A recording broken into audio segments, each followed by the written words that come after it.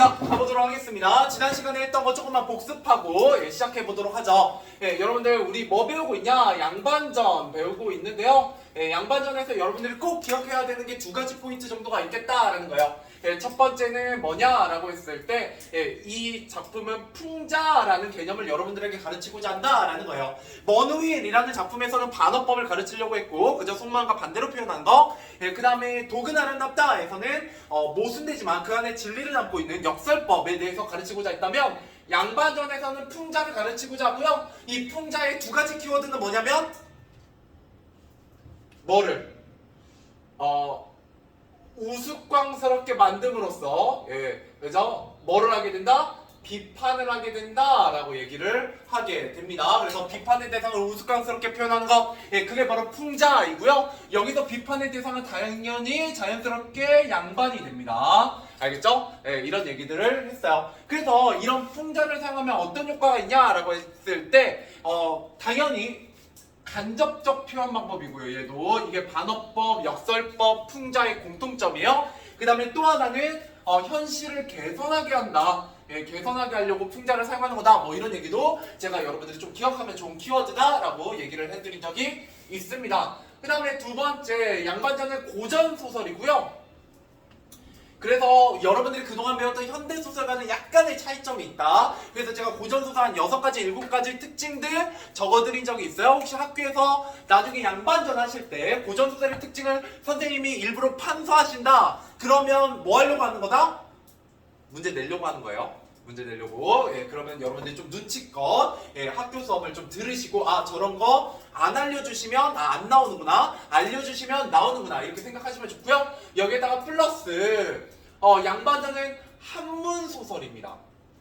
이게 가끔 시험에 튀어나와요. 여러분들 한문소설이기 때문에 뭐가 아니냐면 국문소설, 그러니까 우리 한글로 된 우리말 소설이 아니다라는 거 조금 알고 계셔야 돼요. 왜냐면 이때 양반전이라는 작품은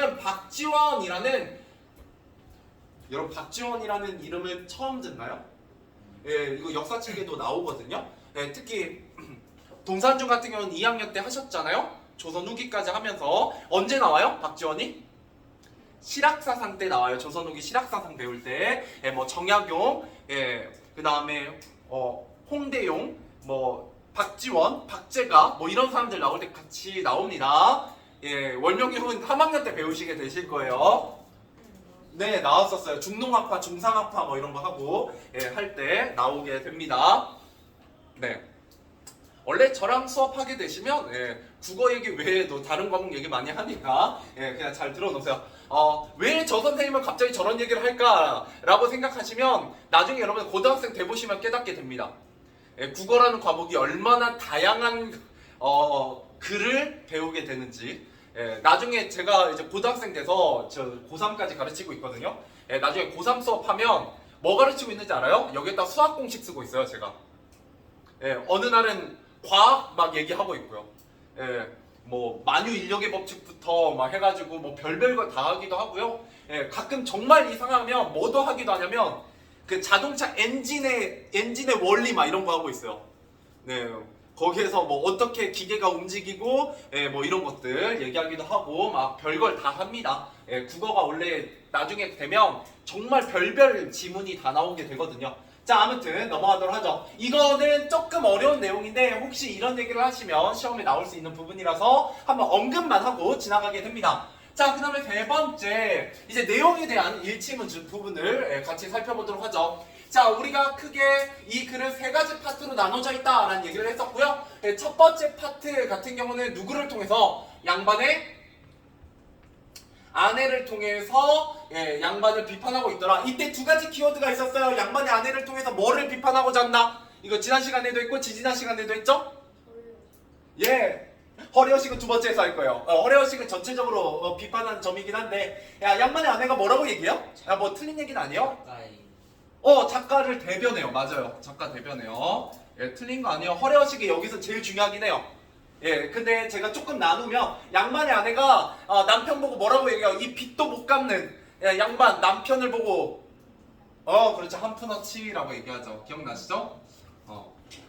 물론 여러분들이 그냥 공부하셔도 돼요. 다 섞어서 공부하셔도 되는데 그러는 경우에 조금 나중에 문제 풀 때 헷갈리는 지점이 있어서 자 이렇게 얘기함으로써 비판하고자 하는 건 크게 두 가지입니다. 빚을 못 갚는 경제적 무능함. 그죠? 기억나시죠?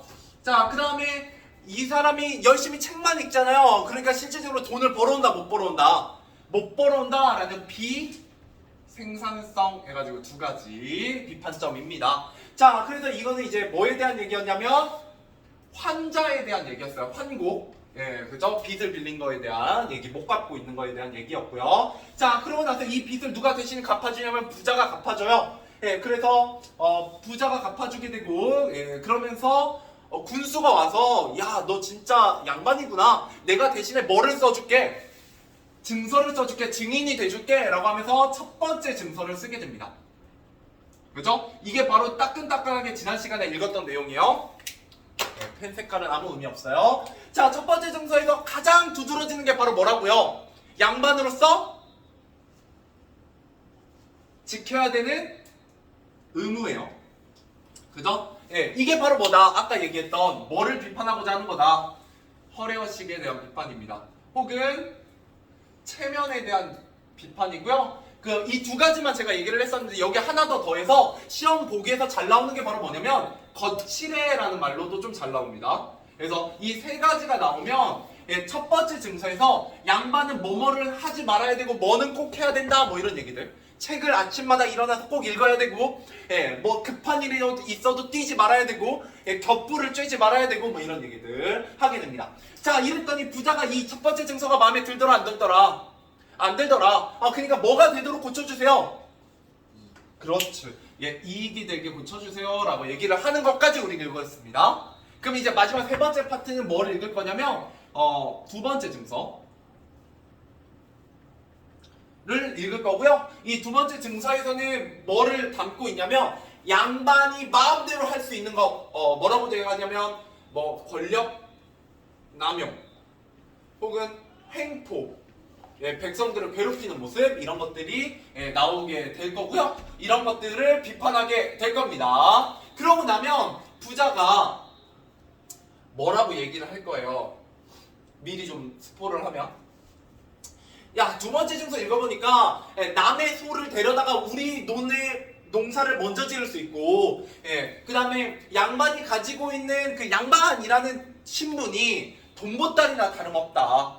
돈 뜯어내도 문제가 없다. 막 이런 얘기를 해요. 그래서 부자가 이걸 듣고 야, 양반이 단순히 대접만 잘 받는 줄 알았더니 알고 보니까 뭐 같더라? 도둑놈 같더라. 이게 도둑놈이나 다름없지 않냐? 라고 얘기하게 돼요. 이러면서 양반이 되기를 어떻게 한다? 부자가 포기하게 됩니다. 이 얘기를 하면서 왜 부자가 양반 되기를 포기하게 돼요. 이러면서 이야기가 끝나게 됩니다. 그래서 참고로 이 도둑놈이라는 건 정말 시험에 잘 나와요. 그냥 거저주는 거거든요. 이건 다 맞추라고 주는 문제로 가끔 나오니까 꼭 알아두시길 바랍니다. 자, 가보도록 하죠. 여기까지 정리하고. 자, 몇 페이지냐면 151페이지 제일 밑에. 근데 우리 문제는 그때 정답 확인을 했니? 다 했어요. 다 했어요? 149쪽부터 안 했어요. 네, 고마워요.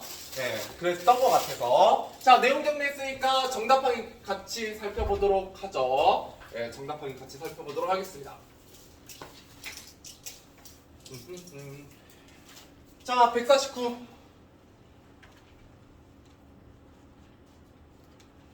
여기부터 안 했겠구나.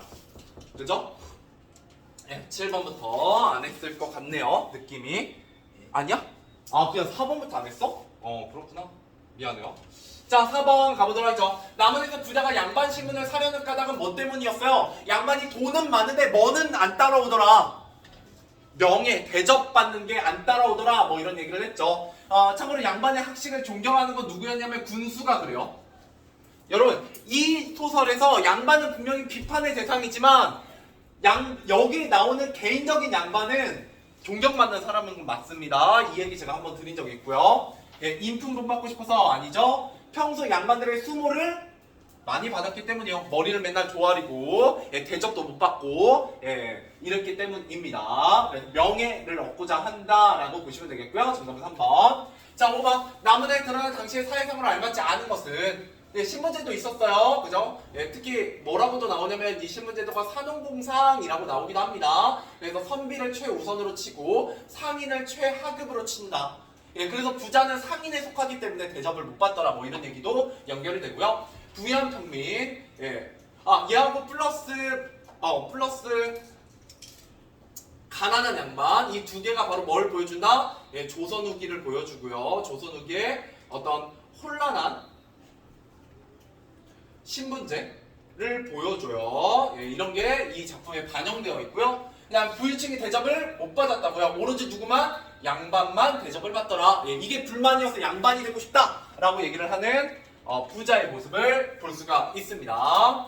자, 그 다음에 경제력을 바탕으로 신분 상승을 꾀하는 인물, 경제력이 있는 인물 당연히 정답은 3번이고요. 가끔 문제에 뭐가 잘 나오냐면 신흥부유층을 대표한다라는 얘기가 자주 부자에 대한 언급으로 나오게 됩니다. 자, 그 다음 넘어가서 컴퓨터 나갔고요. 자, 7번. 다시 켜질 때까지 들어왔네. 자, 7번. 다문에 들어는 양반의 변화가 아닌 것은 이때 양반의 변화는 뭐가 된 걸 얘기하는 거냐면 양반에서 평민이 됐음을 보여주는 세 가지를 얘기합니다. 번거지, 잠방이, 엎드려 절하는 태도, 소인 뭐 이런 것들을 의미하죠. 정답은 4번이 되겠네요. 군수에게 자신을 낮췄죠.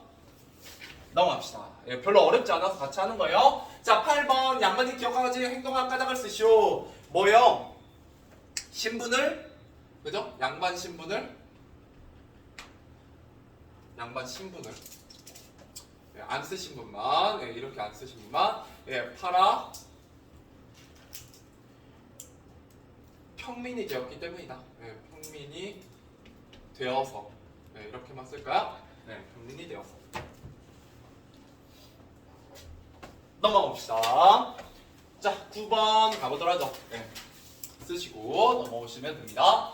자, 이글 전체 중심의 사건으로 알맞은 것은 결국 뭐하고 있다? 증서를 열심히 쓰고 있잖아요. 부자가 양반을 사는 과정에 대한 얘기가 되고 있죠. 정답은 2번. 양반 신분의 매매가 사건의 중심 내용입니다. 자, 그 다음에 10번입니다. 다문화에서 라문화를 통해 짐작할 수 있는 당시의 사회 모습이 아닌 것은 몰락 양반 있었고, 혼란한 신분 질서 맞고요. 신분 상승하는 계층, 그죠? 부자 얘기하는 거고요. 신분 매매가 공공연하게 이루어져요. 심지어 증인과 증서까지 남기고 있죠. 정답은 5번입니다. 증서가 없으면 신분을 구별할 수 없었다. 그러진 않은데 나중에 문제가 생길 수 있으니 증서를 씁시다. 뭐 이런 얘기를 하고 있는 거예요. 그래서 정답은 5번이고요.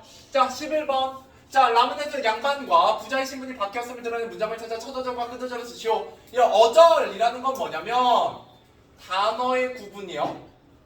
절자가 끊을 자자고 어자가 단어거든요. 그래서 이때 단어의 구분은 뭘로 이루어진다? 띄어쓰기로 이루어져요. 그래서 첫어절과 끝어절을 쓰라는 건 띄어쓰기 기준으로 첫 덩어리와 끝 덩어리를 쓰라는 얘기고요. 여기 부분이죠. 조금 지나갔네. 여기 부자는 부터 세웠다까지죠. 한 문장이. 그래서 정답은 부자는 물결표 세웠다.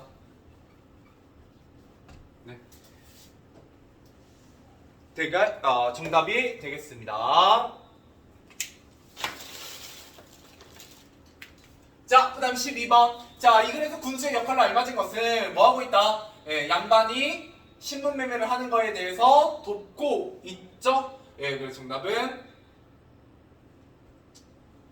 편이 틀렸죠? 그래서 4번이 되겠네요. 그냥 중간에서 증서만 작성해주고 있지 어떤 편에 서고 있는 건 아닙니다. 근데 가끔 뭐라고 보기도 한다고요?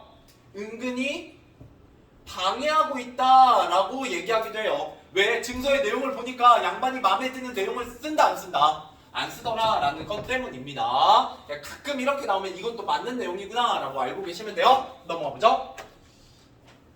자, 13번. 자, 첫 번째 증서의 주된 내용을 알맞은 것은 뭐다? 의무다. 제가 일부러 아까 정리해드렸죠? 그래서 정답은 4번이 되겠습니다. 자, 그 다음 넘어가보죠. 14번 첫 번째 매매 증서에서 확인할 수 없는 내용은 양반이 노비를 부를 때 어떻게 부른다고요? 그냥 막 부르면 안 되고 그죠? 예, 천천히 불러야 된다. 뭐 이런 얘기도 나와 있었고, 양반이 먹으면 안 되는 음식 아무거나 먹지 말아야 된다. 그죠? 여기 생파를 먹지 말아야 된다. 뭐 이런 얘기도 나와 있죠. 맞고, 양반이 일어나지 않은 일, 책 읽어야 돼요. 그 왼쪽 페이지에 동네박이 뭐 이런 거 나옵니다. 동네박이, 그죠? 그래서 책 읽어야 된다. 그다음에 양반이 털모자를 손질하는 방법, 그죠? 잘 손질해야 돼요. 어디에 나와 있냐면 그거는 전 페이지에 나와 있었지? 털모자는 옷소매로 닦아 먼지를 탁탁 털어 윤인하게 해야 된다. 그래서 자신의 체면, 거칠애 이런 것들을 좀 잘 해야 된다. 뭐 이런 얘기를 하고 있죠. 정답은 5번입니다. 양반이 자식을 교육할 때에 대한 얘기는 나와 있지 않습니다. 첫 번째 증서에. 자, 그 다음 넘어가 보죠. 15, 16까지만 하면 되겠네요. 자, 15번 첫 번째 매매 증서의 역할로 알맞은 것은 자, 뭐를 풍자한다? 허례허식입니다. 그래서 첫 번째 증서 나오면 무조건 허례허식, 거칠애, 체면이라고 보시면 되겠고요. 자, 넘어가 보죠. 자, 16번 기억에 해당하지 않는 것은 기억은 양반 신분에 어긋나는 짓, 돈을 만지는 일 맞고요. 쌀값을 묻는 일 하면 안 돼요. 그죠? 그 다음에 버선을 벗는 일 하면 안 되고요. 그 다음 화롯불에 손을 쬐는 일 하면 안 돼요. 그 다음에 고문진보를 베껴 쓰는 일은 해야 되는 일이죠. 정답은 5번입니다. 나머지는 하지 말아야 되는 일, 5번은 해야 되는 일, 이렇게 하지 말아야 되는 일과 해야 되는 일을 제시한 게 바로 뭐다? 첫 번째 증서에 대한 내용이다. 이렇게 보시면 되겠습니다. 자, 가보도록 하죠. 네, 이제 두 번째 증서입니다. 마지막. 자, 그래서 이익이 되게 고쳐주세요 라고 얘기를 했고요. 이것도 그러면 풀어봅시다. 자, 그래서 뭐다? 5번이죠. 실질적 이익이 없어 특권을 누릴 수 있도록 고치기 위해서이고요. 이때 이익이라는 게 이렇게 써놓으시면 좋을 것 같아요. 이익이라는 건 부자의 최우선 가치입니다. 그죠? 아무래도 부자는 돈이 많은 사람이잖아요. 돈을 열심히 벌고 돈에 욕심이 많은 사람이요. 그렇기 때문에 이익을 따지는 게 바로 부자의 속성이다. 이렇게 보시면 되겠고, 이런 모습에 대해서 부자도 비판적으로 바라보고 있다. 이 소설에서 이렇게 보시면 되겠습니다. 넘어가 보죠.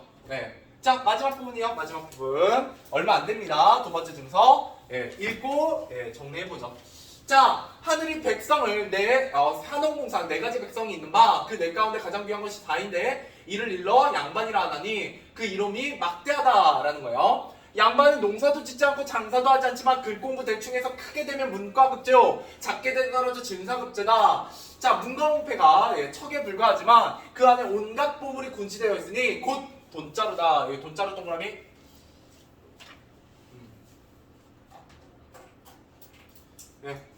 자, 이게 비유고요. 원관념은 홍패예요. 홍패. 실제로 붉은색 패를 들고 다녔고요. 양반들은 붉은색 패는 양반에 드러나는데 이게 있으면 돈이 굴러 들어온다라는 거예요. 왜 그러냐? 그건 옆에다 써보죠. 권력을 이용하여 부당한 이득을 취하는 양반의 행태를 보여주고 있어요.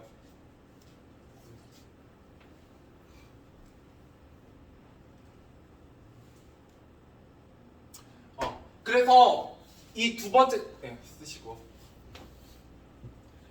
그러면 이 두 번째 증서는 아까 첫 번째 증서는 뭐에 대한 얘기다? 허례허식에 대한 얘기다, 체면에 대한 얘기다, 거칠에 대한 얘기다, 이런 얘기를 했다면 두 번째 증서는 양반의 특권을 나열해요. 그럼으로써 어떤 권력 남용과 어떤 양반의 횡포를 풍자합니다. 알겠죠? 그래서 권력 남용, 횡포 뭐 이런 키워드들 알고 계시면 됩니다. 그리고 하나 더 있어요. 조금 어려운 거. 쓰셨으면 이제 밑에 조금 남은 거 읽으면서 한 가지 키워드만 더 해보도록 하죠. 여러분 좀 어려워하는 말이 있어요. 그리고 시험에 한 번씩 나오는 어려워하는 말이 하나 있어서 그것만 알면 됩니다. 두 번째 증서. 횡포. 네.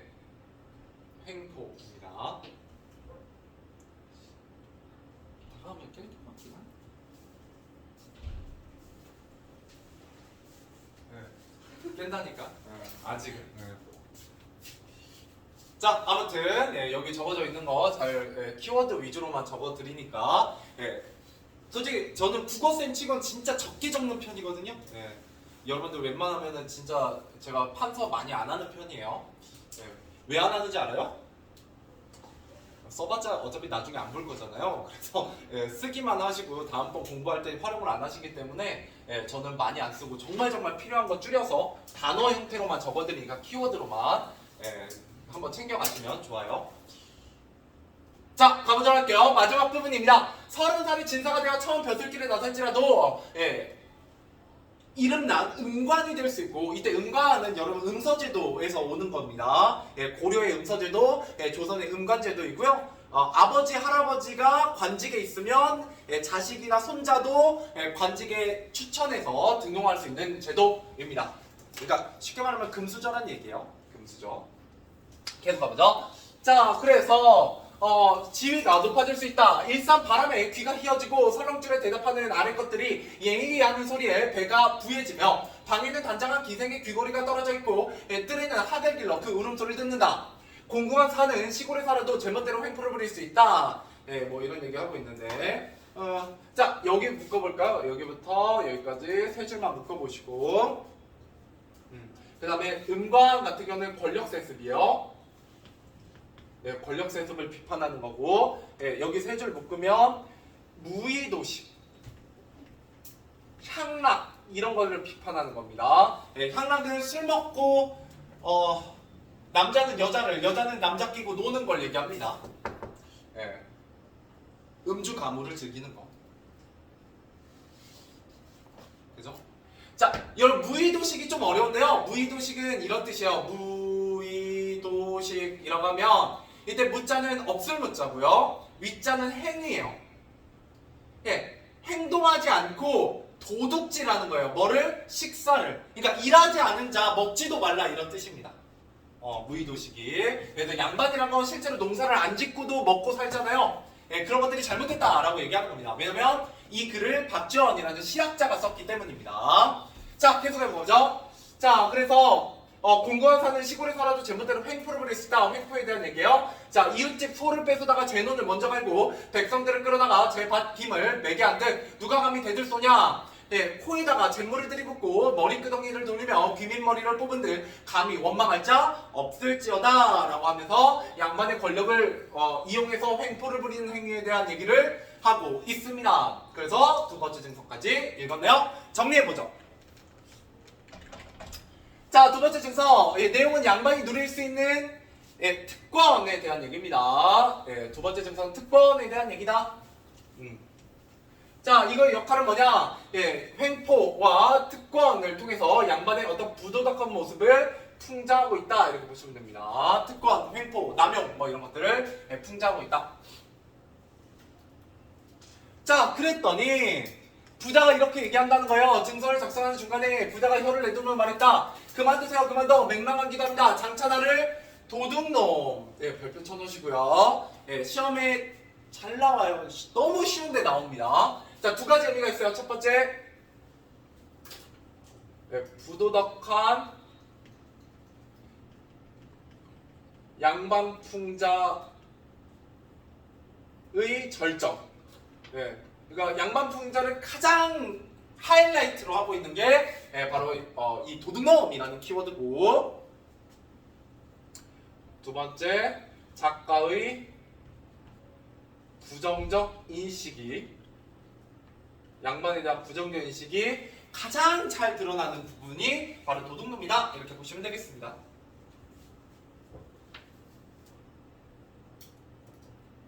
자, 그래서 핵심 포인트 공유.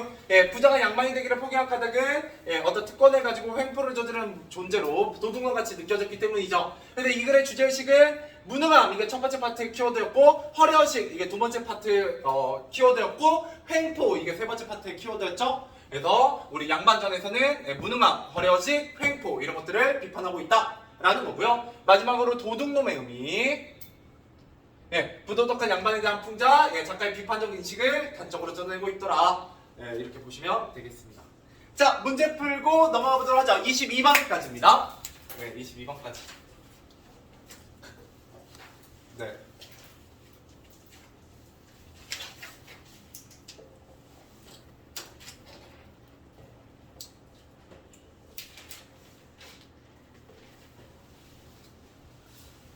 이제 슬슬 에어컨을 끄고 싶은데 여러분들이 너무 졸려해가지고.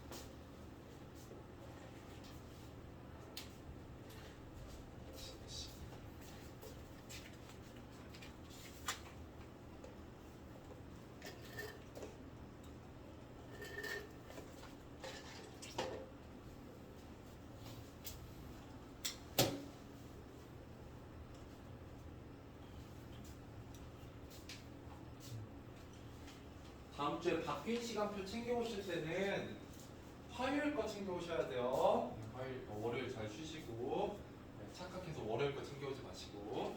시간표는 좀 이따 나눠주실 거예요. 혹시 못 받으셨으면 오늘 바뀐 시간표 나올 겁니다. 월요일 날은 대체 공휴일이라 쉬어요. 마지막 휴일이니까 잘 쉬세요. 그러네요. 참. 그럼 월, 화, 수, 목 하고 잘 돌아오시면 되겠네요. 금요일 날은 수업하죠. 우리는 하죠. 월명중은 반대로 수목금이니까 화요일 날 봐요. 제가 너네들은 싫어하겠지만 그 부모님들은 다음 주에 하루밖에 안 나오기 때문에 보내달라고 하고 있으니까. 저번에도 얘기했지? 또 얘기하는 건 좀 그렇고. 자, 22번까지만.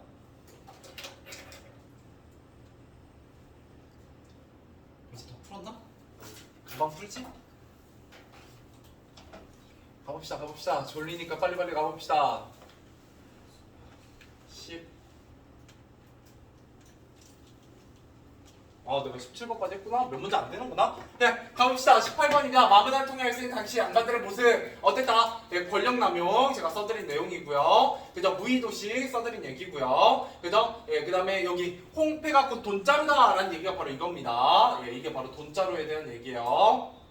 그죠? 그리고 노동력 착취한다 라는 건 여기 소빼어서다가 농사 짓는 걸 얘기해요. 그래서 정답은 5번이죠. 절제된 생활을 해야 된다. 이거는 뭐에 가깝냐면 첫 번째 증서의 의무, 규범과 의무에 가까운데 실제로 이거 잘 안 지키죠. 그렇죠. 아무튼 이런 내용이 있었고요. 정답은 5번이고. 자, 두 번째 증서의 역할을 알맞은 것은 뭐를 비판한다? 부도덕성입니다. 정답은 2번이에요. 물론 여기에 횡포나 특권이나 권력남용이나 무의도식 이런 것들이 들어가도 문제가 없습니다. 자, 20번. 밤은에서 부자가 양반이 되는 것을 포기한 까닭으로 알맞은 것은 어떻다? 너무 부당하다, 부도덕적이다 라고 생각했기 때문입니다. 정답은 5번. 자, 그 다음에 21번. 밤은에 들어가는 부자의 심리로 알맞은 것은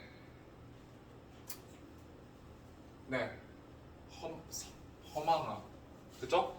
이라고 보는 게 좋겠죠? 허망하다 이렇게 보면 되겠네요. 그죠? 별로 부자가 양반 되고 싶지 않아 라고 생각한 거고. 자, 양반에 대한 작가의 태도는 당연히 비판적이죠? 풍자하고 있으니까요. 넘어가 보도록 합시다. 소다는 마무리는 지금 하면 여러분 좀 많이 졸려할 것 같으니까 똑같은 내용이니까 154로 가봅시다. 154.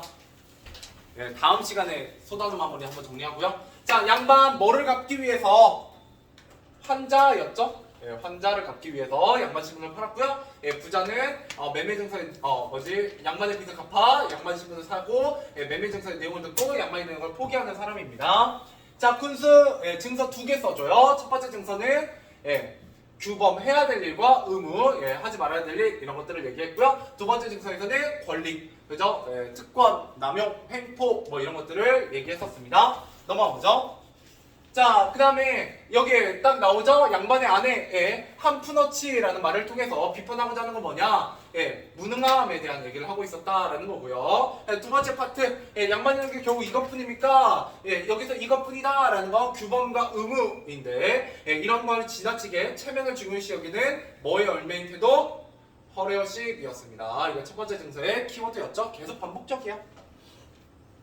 넘어갑시다. 자, 그 다음에 오른쪽 페이지에 가면 장차나를 도둑으로 만들 상황입니까? 라는 부분에서는 예, 부당한 특권을 누리고 뭐를 부리고 있다. 그걸 통해서 횡포를 부리는 예, 양반들의 모습이 드러나고 있으며 이게 바로 두 번째 증서의 내용이었죠. 자, 넘어가보죠. 그래서 이를 바탕으로 양반을 바라보는 작가의 태도는 당연히 어떻게 바라보고 있다? 예, 부정적, 비판적이었습니다. 비판적으로 바라보고 있다. 이렇게 보시면 되겠고. 자, 그래서 풍자가 잘 드러난 부분들 뭐 전체적으로 이런 부분들이죠. 뭐 이것뿐입니까? 예, 이게 이제 첫 번째 증서 부분에서의 부분이고 이게 뭘로 이어져요? 이익이 되게 고쳐주십시오 이런 말을 하고 연결되고 두 번째 증서의 도둑놈, 예, 그죠? 그 다음에 됐습니다. 뭐 이런 것들 이 풍자였다라고 보시면 되겠네요. 끊었다 가보죠. 예, 1번부터 8번까지 풀고 오늘 마무리 해봅시다. 예, 1번부터 8번까지 8문제만 풀어보세요. 예, 그것만 풀고 마무리하죠 오늘.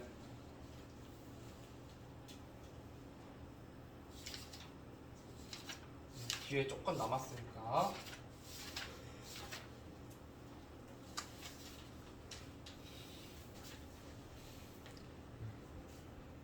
혹시나 해서 하는 말인데 동산중은 수학여행 끝나고 금요일날 안 오시면 예, 영상 찍는데 국어가 그날 80분짜리 수업이에요? 네? 예, 시간표 바뀌면 그때 80분짜리 수업입니다. 국어가 예, 금요일 1교시거든요. 예, 영상이 좀 길게 나갈 거예요. 1시간 20분씩 수업이에요. 아니요 40분씩 끊어서 그게 1교시예요. 예, 끊어서 2번 해요. 1교시만 긍정적으로 생각하세요. 예.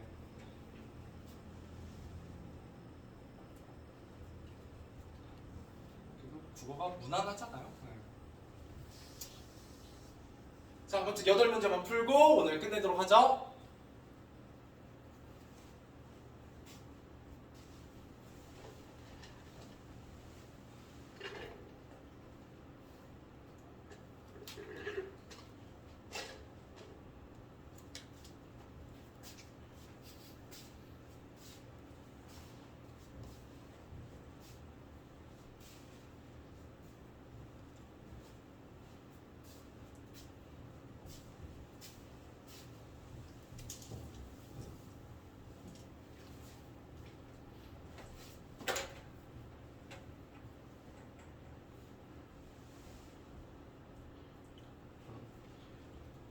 그래서 월명중은 무조건 금요일날 수업 영상으로 찍어서 나갈 거예요 아마.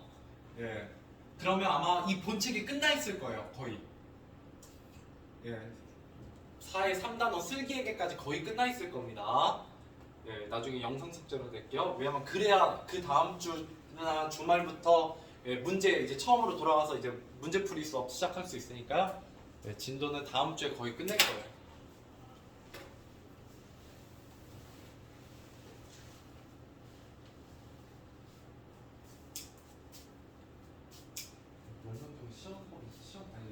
학교에서 어디 나갔어 진도? 3단원 대단원 끝났니? 4단원 들어갔어 범위? 이제 들어갔다? 지금까지 뭐하고? 수행평 하고?